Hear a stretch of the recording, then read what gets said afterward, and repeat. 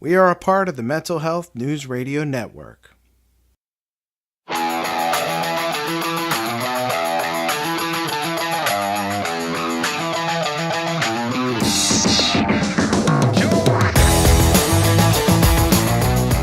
You've tuned in to Rescue the Rescuer, the show that focuses on helping first responders who may be experiencing challenges such as addiction, PTSD, relationship failure, and more.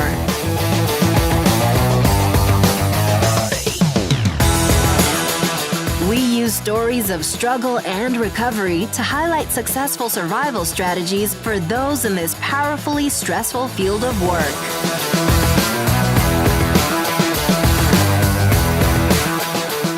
And now, here's your host, Steven Kavalkovich. Hey everyone, this is Steven. Thanks for joining me on the show. I'm a former paramedic in long-term recovery from addiction and post-traumatic stress disorder.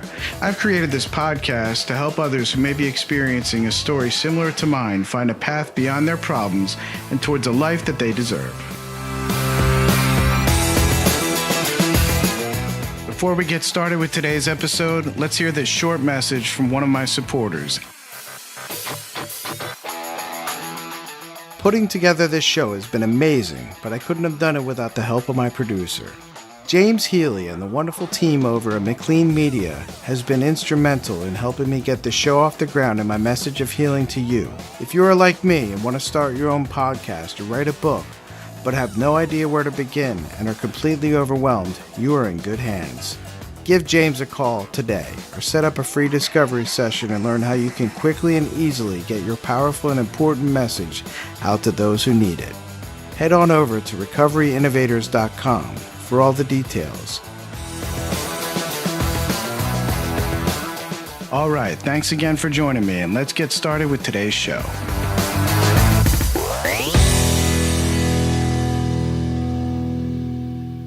Hey everybody, welcome to the show. So today I got a special guest, two special guests actually. I'm going to introduce them both with who they are, and then we'll get into it. So I've got Andy Kaufmann, who's the co-founder and executive director of Checkpoint One. He's a registered yoga teacher and certified equine specialist. Prior to that, he worked for the Coda Support Foundation, General Dynamics, and has retired after 23 years in the U.S. Army as a helicopter pilot. Joining him today is Kristen Fitzgerald, who's the co-founder and equine program director of Checkpoint One. She has been riding and training with horses for nearly all of her life. She's currently double certified as an equine professional and specialist in equine-assisted therapies and assisted learning models. So welcome to the show, guys. Thanks for taking the time today. Thank you. So I'm sure everybody in the audience is going to be wondering, why do I have folks that are work a lot with horses? If you're not familiar with the term equine, it's working with horses. But how does that relate to this podcast and to first responders? So we're going to get into it. Andy, if you can hear me all right, we're going to go ahead and I want to get a little bit of background on yourself and your history in the Army and what got you to the point where you are now? Well, first, thanks for having us on the show. Absolutely. Awesome. Yeah. So what brought me here is a long story, but I'm gonna abbreviate it a little bit. So when I was in high school, I became a medic, an EMT, and loved it immensely, but also found myself in high school and kind of unsure of what direction I needed to go. So the Army at the time seemed like the best choice. So I joined the Army, had my parents sign the paperwork, much to their chagrin, not really realizing what I was doing, and started off on a career that would go 23 years. I was started off as a medic and then got into helicopters as a crew chief, did some deployments, got my degree at University of Maine, and entered active duty again as a second lieutenant and started flying helicopters. Did multiple deployments. In 2004, had an incident in Iraq, came back to the States, had about 20 or so operations to learn how to walk and move again, but I have got my spine fused in a couple of places, my neck fused, stuff in my arms. And that was in 2004. So between 2004 and 2009, my career in the Army was, relegated to either rehab, physical therapy, and a limited desk job. And as my ability to go out in the field, to fly, I basically couldn't do anything because of my injuries. They retired me in January of 2009. There was no fanfare. It wasn't, there were no flags, no ceremonies, no nothing. It was, thanks for playing Army. Bye-bye. Wow. Wow. I got a job. So, but at this point, the PTS terminology hadn't really entered into my thought pattern. I mean, I guess it had, but it didn't really, I didn't think it had its grips on me. So as I tried to figure out my way after getting off the speeding train at basically now at a dead standstill, I started working for General Dynamics up at Fort Drum, New York, which was, I was with soldiers. I was still where I was comfortable, but something was definitely missing.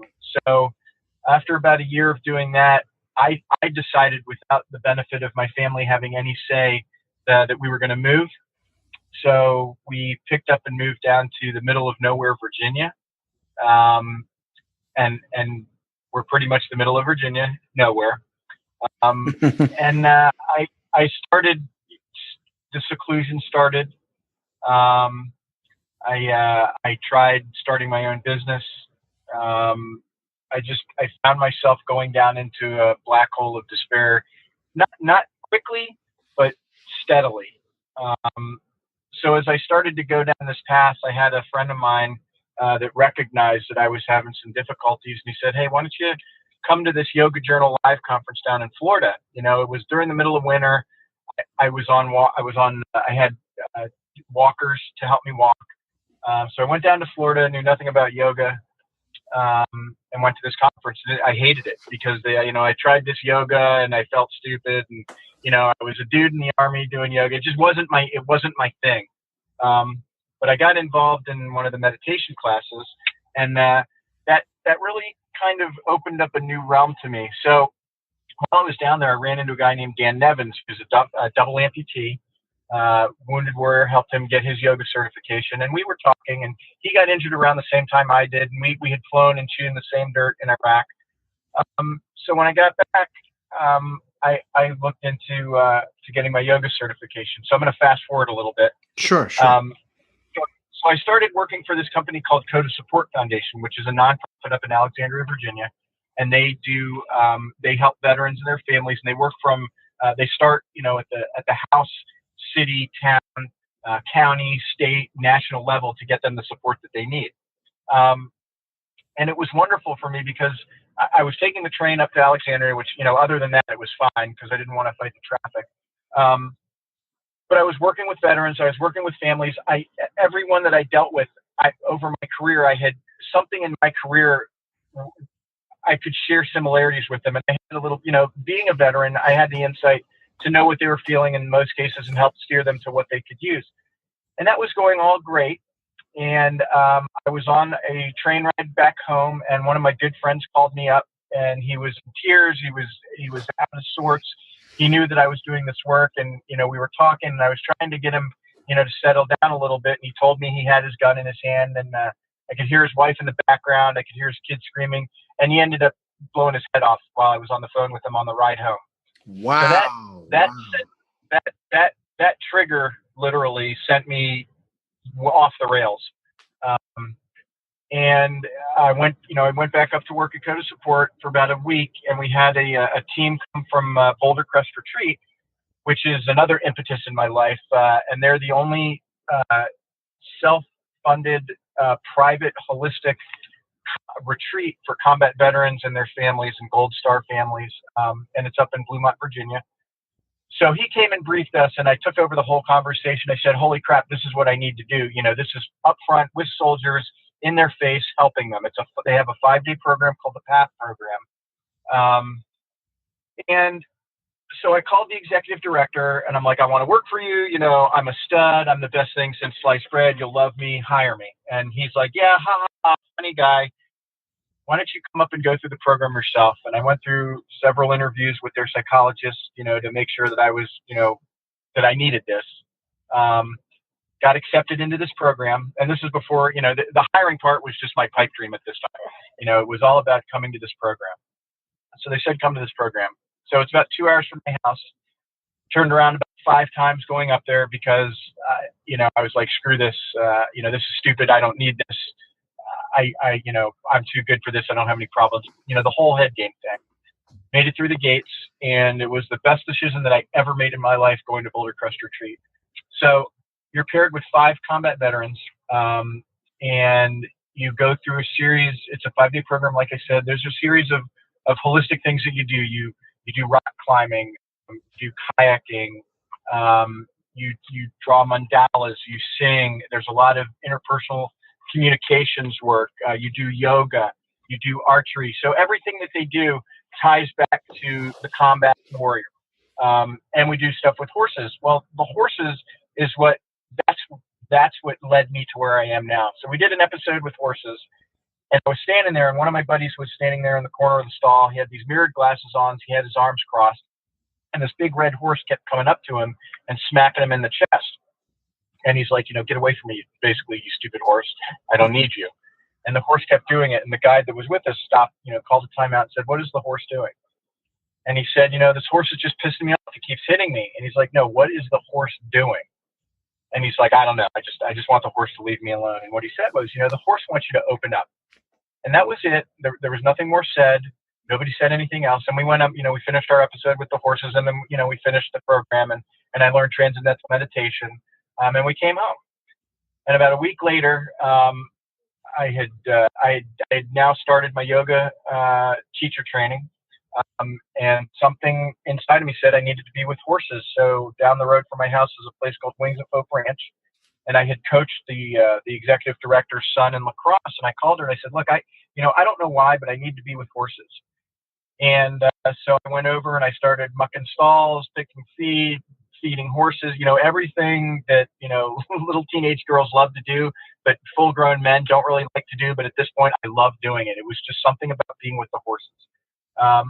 So that evolved into meeting Kristen, who started, I wanted to learn more. So she started teaching me some natural horseman stuff and some games with horses and learning how to read the horses and understand the horses, and introduced me to this EGALA model, which is, we'll talk about that later, but that's what we do. Went and got my EGALA equine specialist certification, and was working with more and more horses with her.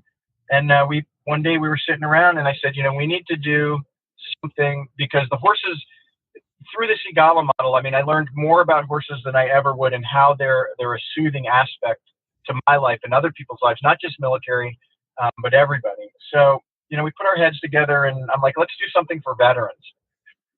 And we kept evolving it. And as we started looking around at the populations here and what was available, we saw that there was also nothing for the first responder community. And, you know, and that evolved. Our definition of first responder community is not just, you know, fire EMS, it's police and trauma room surgeons and nurses and 911 operators. And we noticed that there were a lot of similarities between the cultural aspects of military individuals and their families and the first responder community and their families.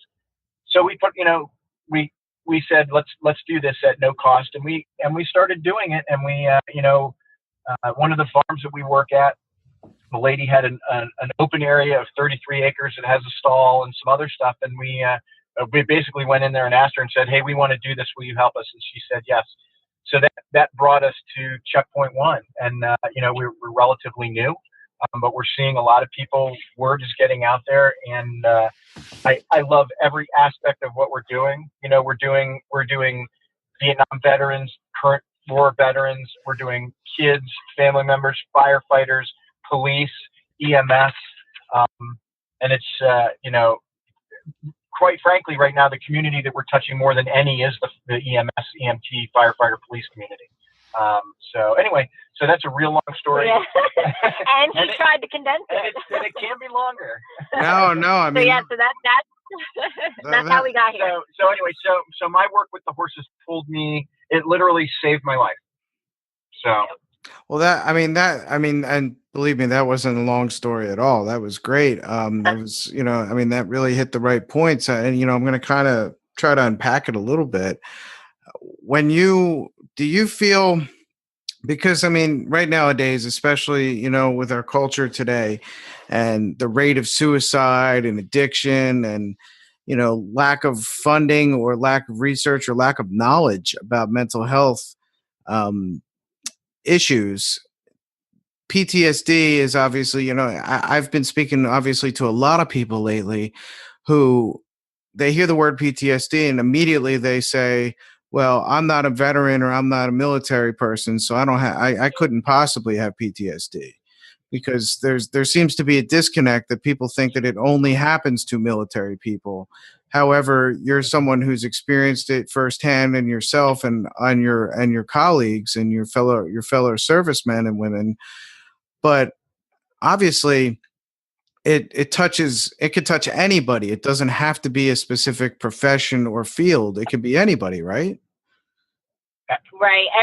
Everybody has trauma, that, and it's just not secluded to just, it's true that PTSD has been heavily correlated with just being in the military and veteran, when in reality it's across the board and in anybody. Yeah, it used to be, shell shock was PTSD. Right, shell shock. One of the things, one of the things that we try to push here, and that Boulder Crest is actually pushing really hard, is, I don't like using PTSD anymore as a term. So what we use is PTG, post-traumatic growth, because that's really what all this treatment is about. It's not, okay, so some bad shit happened to you. You're a normal person and you don't know how to deal with it.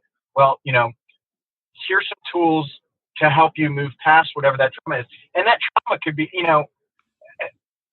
the trauma is it's unique to the individual. To every individual. Yeah, like trauma could be, a deer runs in front of you as a little kid. That could be your trigger for your, for something in the future, right, that is your PTS now. So it's not, it doesn't have to be a body blowing up in front of you, or, the charred remains after a car crash or something like that. It might seem silly to some people, which before I would have been like, you don't have PTSD from a deer hitting your car.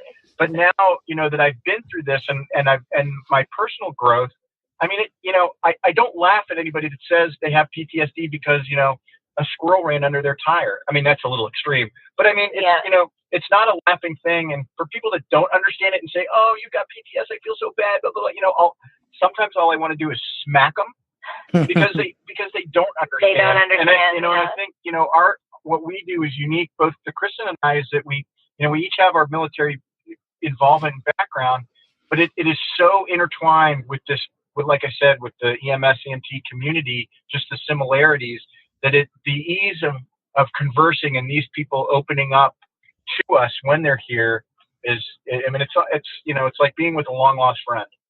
Well, so we definitely focus on the growth part and giving the skill set to move forward instead of remaining stuck. Well, that's what I was actually going to jump on that point, is that I hear the word disorder and honestly, it gives me really like a nasty feeling. Whereas, changing even just the terminology, changing the wording of it, you're turning it from something that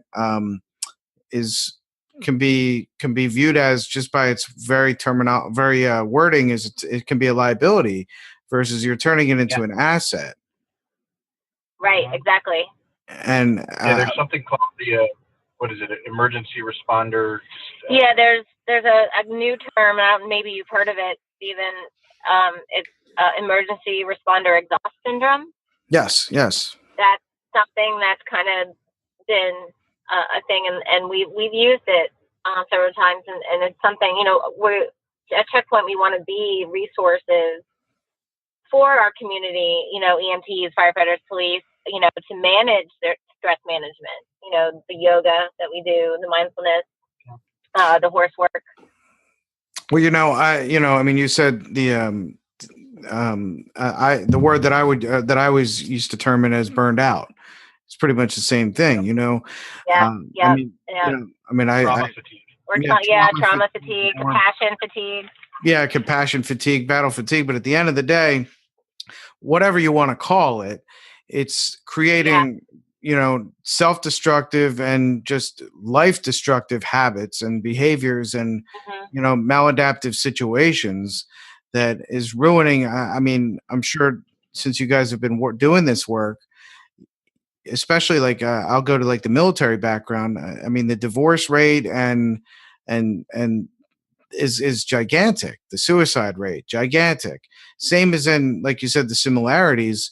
I mean, when I worked as a paramedic, I could think of like, you know, 3 out of 4 of us were divorced and remarried a couple times, or, you know, we had different sets of kids in different places and parts of the country. And just all these from the outside, you know, when somebody calls 911 or someone you know, is in a battle situation, they're looking for that person, the provider, the hero, so we'll call it for lack of a better word right now, as the person who's going to come in and help them. But there's that humanity sometimes gets lost underneath the uniform. And Yep. you Yes, know, it does. when you were in the Army, I'm sure there was like that. Again, I wasn't in the military, but you know, I've watched a lot of, you know, military movies, and I've known a lot of people that are in the military. There's that hardness. There's that you're not supposed to have feelings. You can't let things get to you, and that's actually where my desire to start this show is that's just not true. It's okay. Yeah, that's the you thing. know? That's what we're saying, is that the cultures are so similar between military and the first responder community. Yeah, I'll tell you, you know, when I first got in, I mean, I got in '87, and you know, one of the sayings was, you know, suck it up. Yeah, suck it up, Which they still Buttercup. do. Yeah, and you know, and I get it, and I still get it, but I can tell you that probably in all of my time on active duty, I think I cried twice in front of any other soldiers. One, and they were both. One was in Bosnia, and one was in Iraq after we lost a couple people. And I don't even think I've lost a lot of friends, and as my internal shit started conflicting, I didn't have tears. I mean, before I went to Boulder Crest, it was all anger and outrage directed at everybody else. I mean, I was in the VA system. I was on every painkiller, and I was on antidepressants. I was on, you know, you name it, I was on it. I was on fentanyl. I was drinking. You know, I was not in a good place. And when I got back from Boulder Crest, I remember the first, I saw some commercial on TV about, I don't know, it was Kleenex or, you know, Tampax or something with the puppy. And I started bawling. I mean, I couldn't, it was uncontrollable. It was like everything that had been built up and stored, you know, in my Tupperware cases that were safely tucked away, you know, had just been crushed and they were spilling all over the place. So, I mean, and I was like, you know, screw this, you know, I'm an Army. This is bullshit. I don't cry. But as I became more self-aware, as I got more into the yoga, as I got more into holistic stuff, you know, as I began to open myself up to understanding more and more people and their trauma, you know, as much as I hate to admit it on a podcast, I mean, I cry now if the wind changes direction. I mean, I'm pretty good at holding it, but, you know, I mean, I have emotions now, and I don't remember if I had them before. And to me, that's kind of scary, because, I mean, I joined the Army when I was 17, and I'm 49 now, and I don't remember life or emotions before the Army, really. I mean, there are some, you know, the birth of my kids, when I got married, you know, that kind of stuff. But I mean, I've asked people, you know, before I went to Boulder Crest, I used to ask people, you know, was I always an asshole? You know, was I always like this? And, you know, and some of the answers were yes. And some of them were like, not always. But I mean, it's, you know, emotion is a hard thing. And I'm going to vouch that he cries a lot. But, you know, honestly, the crying thing is a beautiful thing, because, you know, Andy doesn't just cry. He does not cry when the wind changes. He when we're in a group of people, like we're at trainings with horses, you know, his crying is very authentic. He is able to share that true emotion and be in that vulnerability place. And when he does that, people know that that is true, like that is his true emotions. And, you know, for me, when people cry, when they're with other people, it's almost like it's giving other people permission to cry as well, or it's helping them to step into a vulnerable place because Andy here is willing to step there too. And you know, so every time Andy has cried, it's been very it's been very powerful. And we, you know, our whole team at Checkpoint, we love him for it. So well, you know, it's interesting talking about that because, you know, just yesterday, I was talking to somebody about a documentary I recently watched. You know, I really believe that I was born in the wrong era because like the music today I just don't really relate to, but stuff of like the 60s and the early days of rock music really touched me. And I watched a documentary recently about Janis Joplin. And you know, we all know she died. She died, I believe, at 29 years old. She was one of the 29 Club, and she died of a heroin overdose. Yep. And I personally watched that documentary. And I cried like a baby.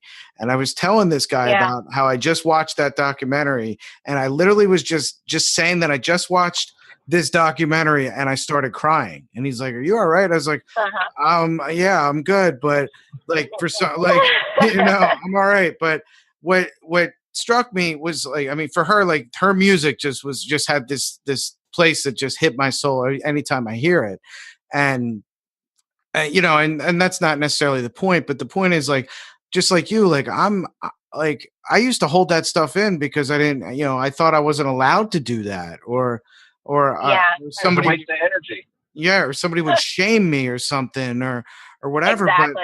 But I'm willing to bet because even though I didn't even know this guy and I was talking about it, I'm crying in front of him.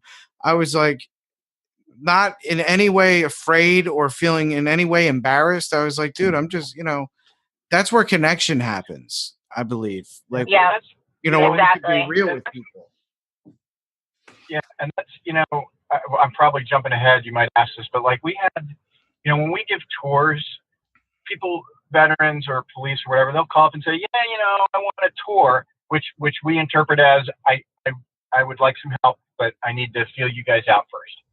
So we did a tour for an Army veteran who's at the time we didn't know. Well, I'll tell you. So we did a tour for an Army veteran, and when we showed up here to do this tour, another gentleman showed up who was a Vietnam veteran, and just happened to be looking by and heard about us, but he wanted to know you know, what we were all about. So we started walking on the tour. Our tour usually takes about an hour. So we took him through the barn and we, you know, shot the shit a little bit. And we did the, you know, a little bit of the dick measuring contest about what we did in the Army and our service time and that sort of thing, but not, you know, nothing outrageous. And as we continue to walk, it's a safe environment here, and it's nature infused. It's quiet. They started talking. And as we got about halfway through the tour, one of the gentlemen started talking about how his son was in the Air Force and he had committed suicide. I mean, and we're not, you know, we're just on a tour. Yeah.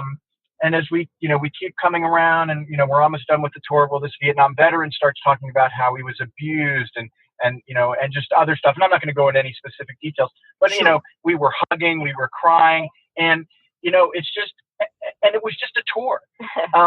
But that's what happens. I mean, 99% of the time when people come out here just to take a look, you know, they feel comfortable. They understand that it is a place where they can let stories and emotions. Yeah, I mean, that's one of our top priorities, is creating and facilitating that safe space for self-exploratory of those emotions, or of personal stories, you know, and anything. It's just, you know, in our EGALA model, you know, one of our tenets is that we truly believe that our clients have their own best solution. So with that in mind, everything we do here, we are just facilitating that safe space and allowing them to be what they need to be in that given moment. Yeah, we probably only say, I mean, sometimes for, you know, sessions are maybe an hour, sometimes more. I mean, there may be sessions where 10 words are said the entire time. Yeah. It's and we're okay with that, yeah. because if that's what the client needs, then that's what we give them. Providing them that space to explore what they need to explore with the horses or without the horses. Yep. So and that's that's what I love about what you guys are doing, is you're providing a safe place where people can actually learn the tools, learn the ways that they can actually reach down within themselves and use the healing abilities and modalities that are already available to them. They're not on some mountaintop, in Tibet or something. They're actually right. Which I think that there probably is a lot of healing possibility on a mountaintop in Tibet. However, it's also available. Also available in the bathroom at Dunkin' Donuts too. That's true. Exactly. It is. So let's get into with the last little bit of time that we have, is to talk about where you're located. I think you'd said it before, but let's say it again, and how people can access you, and what are the costs involved, if any, or what the program looks like if somebody were to come. Okay, so we are in Doswell, Virginia. It's about 30 minutes north of Richmond, Virginia. We don't have any caps on where we're serving. So any of the surrounding communities in our area, anybody can come. If they want to come from Maryland, if they want to come from Jersey, that's fine with us. They can just get here. And an incentive for coming is that we're right behind King's Dominion. So yeah. If they have a family and they want to drop them off and then come here. Yeah, that's a little perk in our corner, that we're right behind an amusement park. So that's kind of a neat little place. You can't hear it. It's not. No, you can't hear it. What we do. Well, in that case, I'm on my way down right now, as a matter of fact. Come down. That'd be perfect. So we offer everything, all of our services at no cost to any status military veterans, their families and caregivers, and then also the whole entire first community, their families and caregivers. First responders. And like Andy, I think, was saying earlier, that our term of first responders is very broad.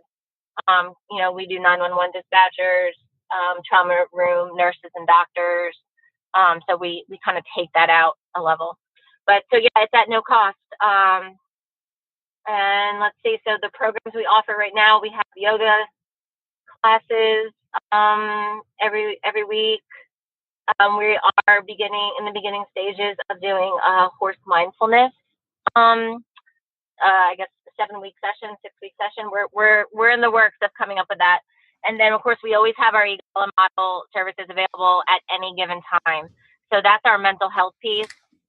We work with a licensed mental health professional, and then we work with the equine specialist and the horses. And so it's a very unique model, and we are literally available we try to be available literally at any given day. Like if we have someone that calls that says they want to come out and just spend that time with the horses and have that space, we normally are able to make it happen. Yeah, let me throw just 2 quick caveats to what Kristen said. Sure. We do individuals. We also do families, couples. Yeah. We have another model that we use. It isn't kind of sort of like this that we do, called E3A, which is more of corporate leadership stuff that Kristen can talk about. It's the Equine Experiential Education Association. It's equine assisted learning, and it builds on professional facilitation skills and coaching and leadership and corporate and personal development fields. But regardless, one of the things that we kind of separates us from a lot of other organizations, number one, is it's no cost to those communities, and number two, soldiers, firefighters, whatever, they don't have to go through their insurance company. They don't have to go through their boss to say what they're doing.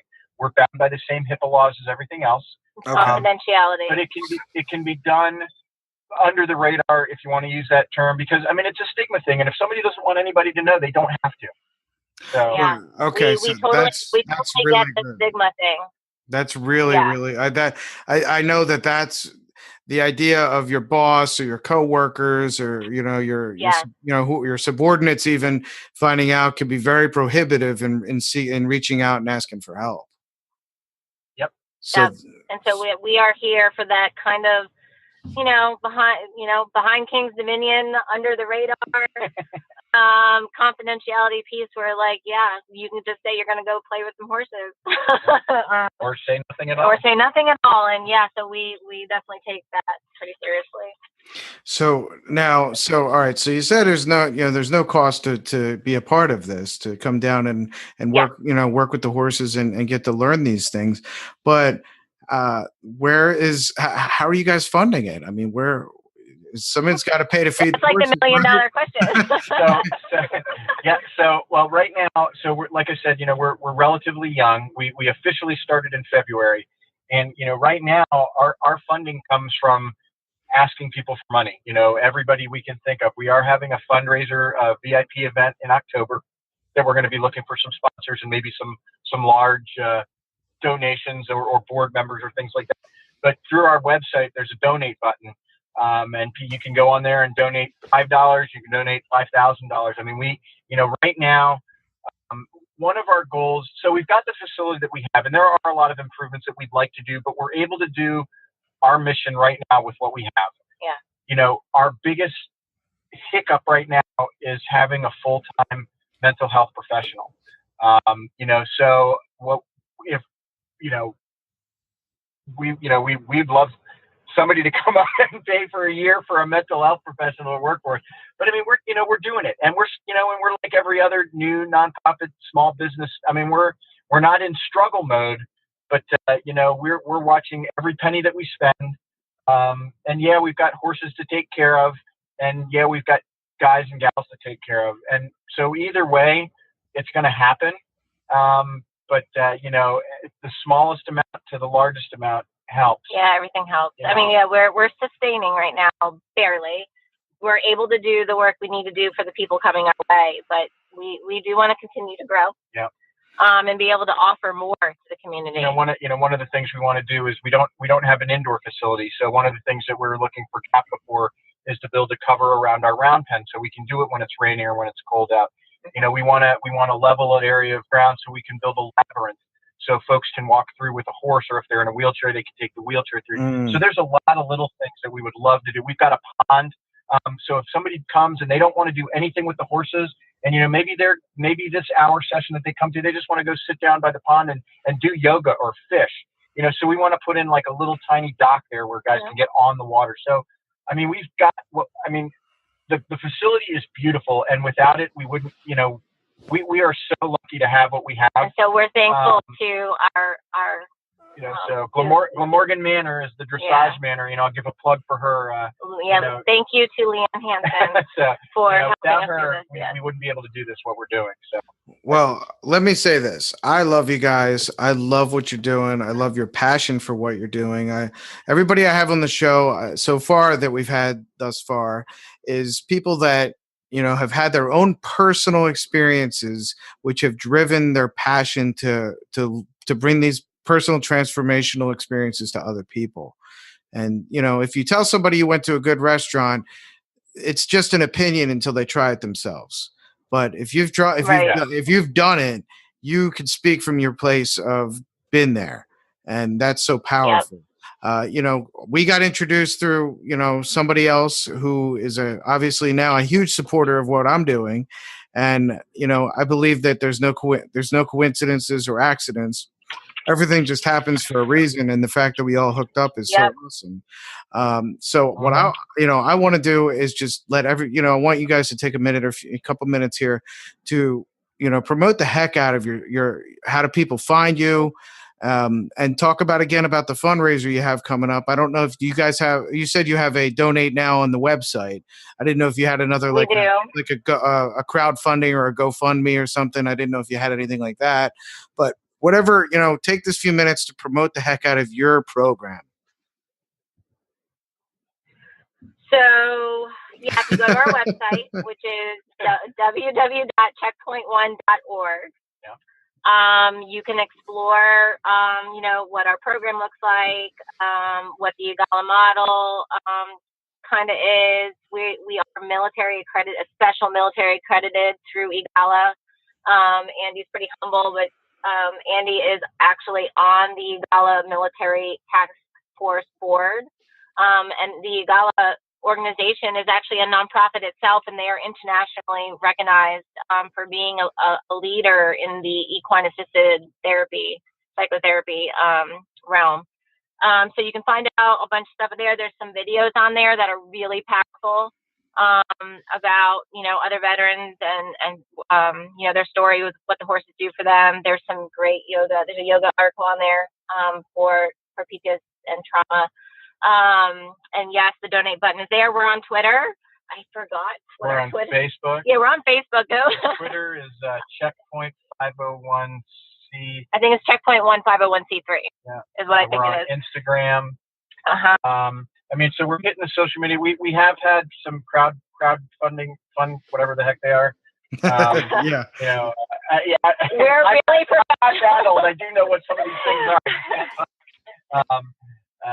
But there will be another one, and maybe it's because we haven't had the ability to project our voice so far, other than through like Facebook and stuff like that. But we will be having another GoFundMe because there is stuff that we need badly. We're on a farm. Yeah. We don't have a tractor. We don't have a bush hog. So we're begging. We're robbing Peter to pay Paul sometimes. It's a working farm. So it's and it's Kristen and I. Yeah. And basically, it's the two of us running this. We got 30. We got a couple of good volunteers. Yeah. We've got the local 4-H clubs have come in. We've had the shout out to Hog Snout, the Strength and Honor Motorcycle Club of Caroline County. They came out and did some wonderful work with us. Love having them. Yeah. So we've got McKesson Group, McKesson Medical. They've come out and done some volunteer work for us. So people, the word is spreading. But I definitely think that this media through podcast and internet will help spread the word even more. So and like I said, we're fledglings at this. We just started. So the fact that we are where we are right now is amazing. Is awesome, and we're thrilled. I do want to say that if any of your listeners are really interested, wherever your audience is, and coming to see us, please do just reach out to us. Yep. And also, if any of our listeners are interested in being a VIP invite for our October event, they can contact us too. Yep. So. Perfect. So, I'm hoping, and as you guys are, you've been doing this, a little bit longer than I have, because our show is currently just about to be aired. So I'm I'm just beginning this whole thing myself. But what I am definitely learning, and I bet you're learning the same thing, is when you start doing something for a greater purpose than yourself, the people that'll come out to help you they'll come from every walk of life and every place, no place that you could have imagined. And that's what I'm finding. And the haters are going to come out too, but you know what? The heck with them. But you know what? That's what the ban, block, and delete buttons for. Right? But no, we totally believe that everybody has their own story. And if that's their story, then we focus elsewhere. Yes, exactly. We honor everybody. So again, guys, it's been great to have you on the show. I know I'm going to do everything to the show notes are going to have your website. We're also going to put your website on our webpage so people could find you there as well. Because I totally believe in what you guys are doing. And I know the next time I take a trip down to Virginia, I'm going to stop by and hang out with some horses. Yeah. Please do. And if people go to our website, we have a page and you'll see the Rescue the Rescuers. I got you up there, so people can find you through us as well. Oh wow, that's great, man! I really appreciate it. Again, we all help each other, and if we all have the same purpose of promoting peace and transformation and healthy lives full of quality and purpose, then that's all that matters. Yeah. Guys, thanks again for coming on the show today. And just remember, everybody, check out, kind of a pun, check out Checkpoint One. And that's .org, right? Yeah. Checkpoint1.org. Thanks again for coming on the show today. And folks, we'll see you next week on the next episode of Rescue the Rescuer. Thanks a lot. Thank you.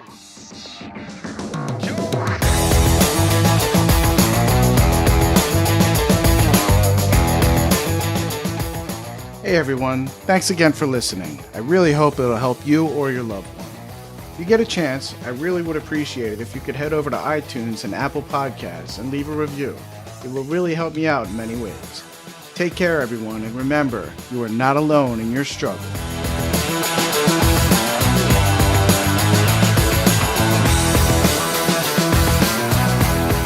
I want to give a big shout out to one of our supporters, the Addictions Academy. The Addictions Academy is the world's foremost accredited trainer of addiction coaches, addiction counselors, interventionists, and international master addiction coaches, offering on-site training at your rehab or facility, live virtual classroom webinars, or on-demand classes covering an extensive availability of courses and certifications. Check them out at theaddictionsacademy.com or call Dr. Callie Estes and her team at 1-800-706-0318.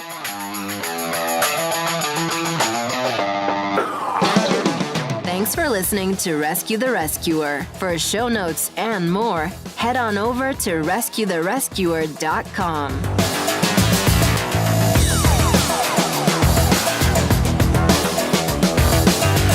We are a part of the Mental Health News Radio Network.com.